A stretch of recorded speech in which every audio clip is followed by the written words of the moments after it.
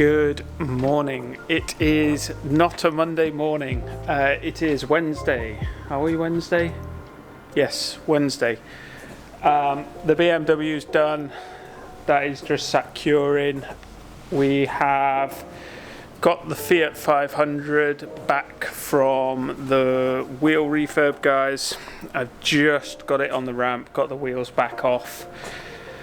This is in for a minor correction and 10-year ceramic coating, purely for the fact that the previous coating that has been applied has failed. Not from us, it was another company. I'm not going to mention names. It is what it is. It's been a well looked after car. The coating's just not lasted as it should have.